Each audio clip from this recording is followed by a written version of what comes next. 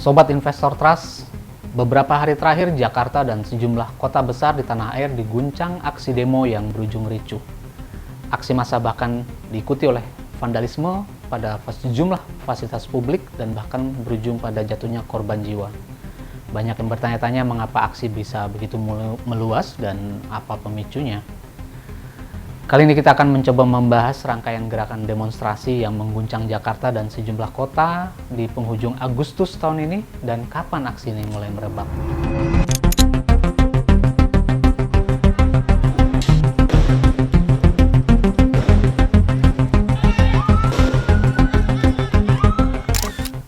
Sejumlah tuntutan yang disampaikan mahasiswa dan publik pada hari itu salah satunya adalah menurunkan pemerintahan Prabowo Gibran, membubarkan Kabinet Merah Putih, membubarkan DPR RI, hingga menghentikan proyek penulisan ulang sejarah Indonesia. Bahkan tuntutan lainnya sempat disampaikan, yaitu penangkapan terhadap Menteri Kebudayaan Fadlizon atas penyangkalan terhadap tragedi pemerkosaan massal tahun 98. Tuntutan lainnya yang juga disampaikan adalah penolakan rancangan Kitab Hukum Undang-Undang Anti Pemerasan, transparansi gaji anggota DPR, pembatalan kebijakan tunjangan rumah anggota DPR, dan tuntutan untuk menggagalkan rencana kenaikan gaji anggota DPR. Sayangnya, tuntutan ini sempat direspon oleh sejumlah anggota parlemen dengan cara yang dianggap kurang etis, bahkan ada pernyataan yang justru dianggap membodohi publik akibat tuntutan terkait pembubaran DPR. Setelah tanggal 25 Agustus, aksi ternyata berlanjut. Partai Buruh menyatakan akan menggelar aksi demonstrasi di depan gedung DPR pada tanggal 28 Agustus.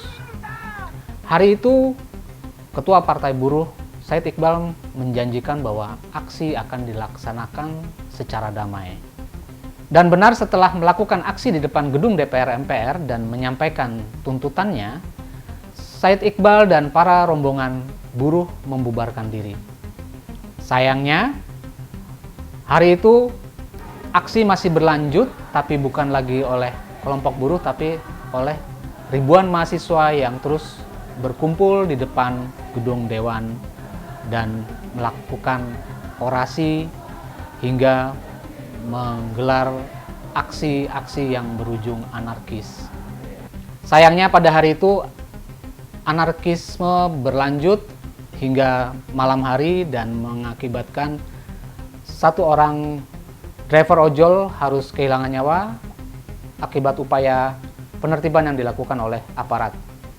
Merespons peristiwa ini, Kapolda Metro Jaya Irjen Pol Asep Edi dan Kadif Propam Mabes Polri Abdul Karim menggelar konferensi pers yang menyatakan permintaan maaf Polda Metro akibat insiden penertiban kericuhan yang berujung kematian seorang driver ojol.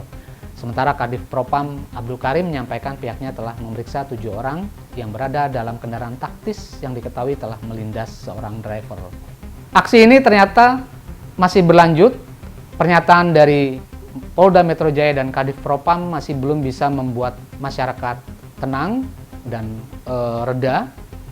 Pada Jumat malam, di depan Makobrimob berkumpul massa menuntut pertanggungjawaban Korps Brimob atas tewasnya rekan driver ojol mereka.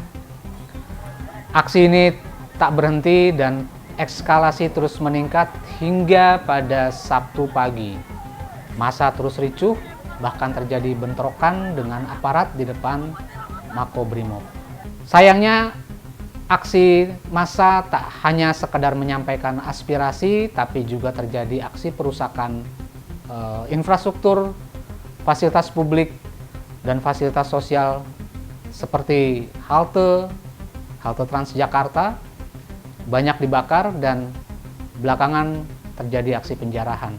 Pada siang hari, pada hari Sabtu, Presiden Prabowo secara resmi menyampaikan belasungkawa dan menyesalkan tindakan represif aparat yang menyebabkan meninggalnya Afan Kurniawan. Presiden menyatakan ia sudah memerintahkan agar insiden diusut secara tuntas dan transparan, dan petugas-petugas yang terlibat harus bertanggung jawab.